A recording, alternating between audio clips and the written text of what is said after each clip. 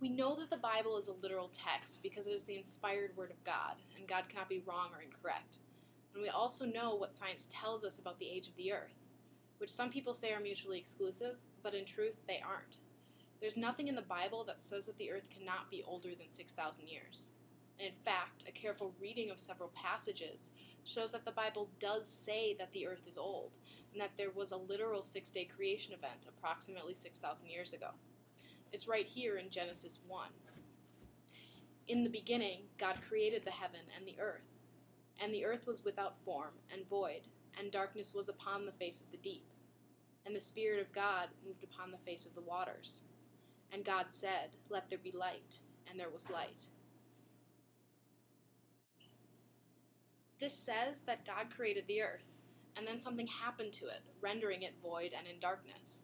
And then, some period of time later, which we don't actually know, the earth was recreated in the 6 days, which led to the creation of mankind as we know it.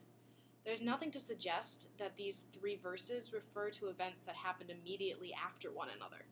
In fact, the idea of there being a time gap between verse 2 and 3 in Genesis 1 is supported in the New Testament, because in 2 Peter 3:5-7 it says, "For this they willingly are ignorant of, that by the word of God the heavens were of old, and the earth standing out of the water and in the water, by which the world that was then was, being overflowed with water, perished.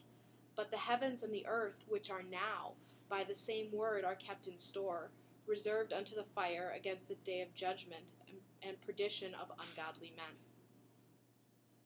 Here we see a reference to the earth being covered in water, which we know happened twice, once during Genesis 1:2 and once during Noah's flood. We know that the passage isn't referring to Noah's flood because it references a distinct difference between the heavens that were of old and the earth and the heavens which are now. That is to say, the current earth and heavens. Noah's flood only affected the earth, not the heavens, so it must be referring to something else. And that something else is the gap between the creation of the earth and the 6-day Adamite creation. The Bible clearly shows that there was a pre-Adamite world that God created and then destroyed prior to Genesis 1:3, when he restored the earth from the void it had become with "let there be light." This is also shown by the phrasing of Genesis 1, because in the beginning God created the heavens and the earth, and yet in verse 3 he is saying, "Let there be light," which shows that he was restoring something he had already created that had ceased to be for some amount of time.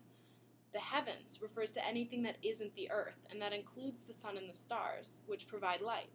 It doesn't make sense for God, in his infinite wisdom, to create the sun, say, without creating light. It would serve no purpose.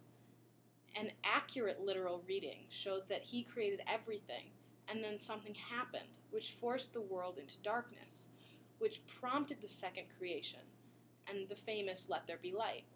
Any other reading just doesn't make sense.